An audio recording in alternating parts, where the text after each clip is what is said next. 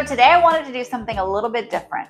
Instead of talking about all those dreamy retirement destinations that I normally do, I'm showing you what's happening right here at home, getting my house ready to sell. Yep, the paintbrush and the roller are my new best friends, or enemies, maybe frenemies. I got one, this guy right here. We've been spending a lot of time together. Let's just say my weekends are not very glamorous these days, and my nails and these guys have seen better days. But regardless, let's get into it. I had to go and get this little girl here. Look how cute she is. Adorable. Show them your cute little face. So in the middle of all this fun stuff of painting and decluttering and all the other things going on right now, I got a call from my hairdresser, actually, that knows that I do a lot with kitty cat rescue, that said this little girl had come up underneath her house all by herself. Apparently the mama's nowhere to be found because they left her screaming for a while. And my hairdresser has a pit bull that doesn't do too well with cats, so there's no way she could keep her. And when they called the shelter, animal control, they said, sure, we can come pick her up, but we're going to have to euthanize her because it is such a problem here in the South, particularly at least here where I'm at. That's what they're doing. The people who call that cannot foster these little babies, that just say come pick them up, they're euthanizing them, even at this young, tender age, as healthy as she is. So I, of course, said I would take her. I'll foster her here for about a month or so that she can get spayed and then go to her new home. My last one went all the way, got transported all the way up to Connecticut. So we do a lot with rescues in the north because we, again, have such a problem down here. There's just not enough homes for all these little guys. So let me know if you can think of a name for her, because I am fresh all out of names. I've had so many foster kitties in the last 6 months and have had to come up with so many names. She is a girl. She's just the sweetest little thing. So we're gonna do well together. Let me go put her back now. You wanna go say bye, guys? These days, buyers expect a move-in ready house, right? That means no peeling paint, no leaky faucets, no avocado green walls or carpets from the 90s. You know what I'm talking about. And fresh paint is one of the easiest ways to make an old space look new again. You can actually probably see right there in the hallway behind me, I've got that paint paper down because I've been rolling that hallway and the living room, which is right behind that. So anyways, I've been tackling it room by room. And let's just say I've discovered muscles that I didn't even know existed.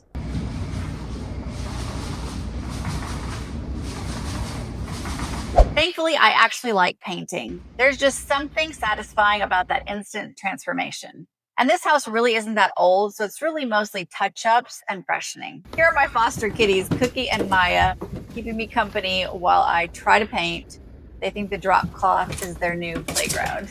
This home was built in 2009 after Hurricane Katrina devastated the Gulf Coast. I'm only about 45 minutes from New Orleans, and the previous house that was here on this same lot was completely destroyed by Hurricane Katrina. And that's why all the homes in my area now have to be raised up quite a few feet above sea level. This house is, I think it's about 10 feet off the ground, probably, give or take. Anyways, I've always loved the smell of fresh paint, and hopefully the new buyers will feel the same way when they walk in here and can see the bright shining walls, new smell of new flooring, because we put new flooring in, and also the fresh paint.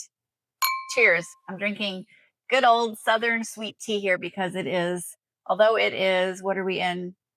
Mid-October right now, it is surprisingly warm outside.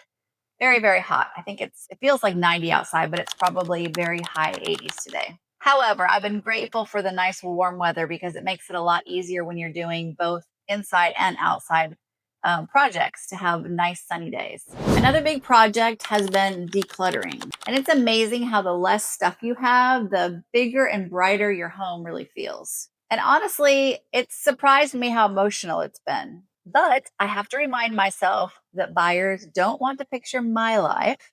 They want to picture their life in this house. So out go the knickknacks, the furniture, and about half of my closet. It also feels a little bit like therapy. The keep, trash, donate, sell, 4-part system that I've come up with has really been my saving grace. Scruffy, are you over here guarding my boxes?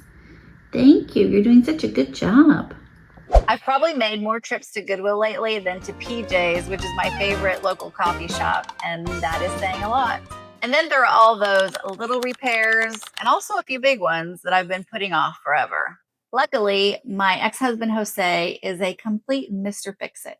That man can repair anything. The biggest surprise since moving into this house has been a slow leak that came from the inside air compressor in that hallway right there behind me. It was a slow leak, so it took a really long time to realize that it was there. It honestly may have started when I even bought the house, because it was a few months into after I'd moved in that I started to feel soft spots on the floor first before going down and pulling the insulation out to try and figure out where this leak was. And by then, it had spread to the kitchen behind me, the hallway, the laundry room, which is behind the kitchen.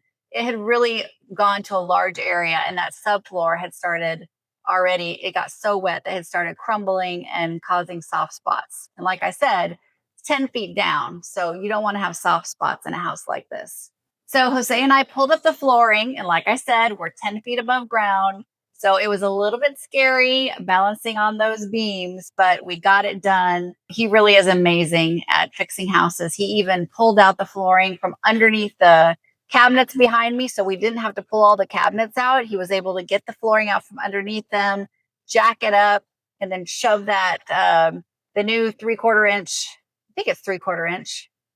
Anyways, the flooring, the subflooring, shove that underneath the cabinets behind me so that we were able to save ourselves a lot of work on not having to take those out while still completely fixing the problem and making sure that this floor is solid for the new buyers. Oh, and Mississippi also has a huge termite problem. It's like a plague here. I have never seen anything like it. For a couple of months out of the year, they even come on the news and tell you literally to turn your lights off at night and make sure your doors are locked, because the termites swarm. If you have an outside light, you can just see them swarming by the thousands, and they get into all the houses around here. And of course, they got into mine in various places, but especially they came in through that wet flooring underneath. And so not only were we having to solve the problem of the wet subfloor, but then the termite damage. Termites had also gone into it. And so it just caused a much bigger problem than we originally thought, as usually happens when you're doing home repair. Oh, we also found them around the framing around the back door. So we pulled the back door out, changed out all the not 4x4s, the 2x4s, changed out a bunch of 2x4s around the door. And in doing so, decided why not change the door? Was a solid door before.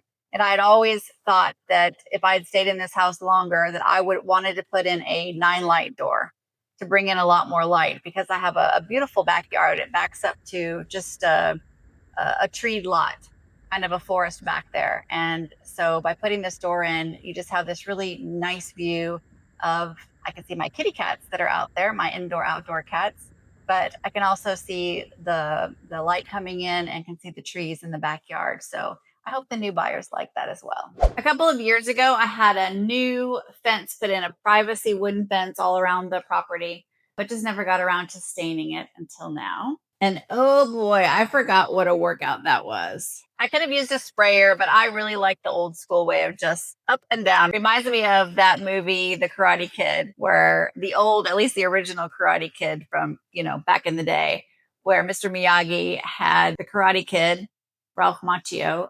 Can't believe I remember those names. Anyways, he had him do the painting of the fence up and down, and they had him doing the wax on, wax off. So I was thinking of that as my arms were beginning to ache into, day 2 or day 3 of that. Also, just when I thought I was about done, both of my shoulders were killing me, but this shoulder in particular was really, really killing me, and I was having a hard time moving it. Turns out I tore my rotator cuff and have built up some scar tissue around there, have this frozen shoulder thing going on, which is why I can barely move it at this point. So went to an orthopedic surgeon, and I've got to have surgery.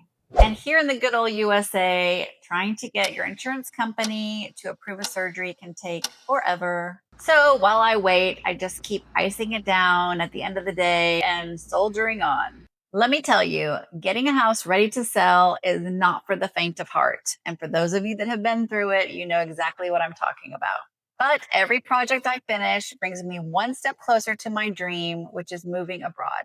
And that makes every paint drip and every Lowe's run totally worth it. I honestly think I've memorized every aisle at Lowe's at this point. I can get in there and get out in 5, 10 minutes at this point because I'm pretty much going every day. There's something I need pretty much every day or every other day. So I can zoom in and zoom out. If somebody stops me and asks where something is, I can point you right to it. The end goal is simple. Make this home shine so it sells quickly and for the highest dollar. And that will give me more flexibility when it comes to my next chapter. One filled with palm trees, turquoise water, and passport stamps. Getting my house ready to sell has been a huge milestone, and it's already taught me a lot. In fact, there are 5 big lessons I wish I had known before I started on this journey of moving abroad in my 50s. So stay tuned. I'm going to be sharing those with you in my next video. Surgery on the horizon, but still a lot of excitement about what's ahead. If you are also downsizing or prepping your home to retire abroad, drop a comment and tell me what's been your biggest project so far. And don't forget to hit subscribe so you can follow along with the next chapter of this crazy journey. Thanks for watching. I'll see you on the next one. Bye.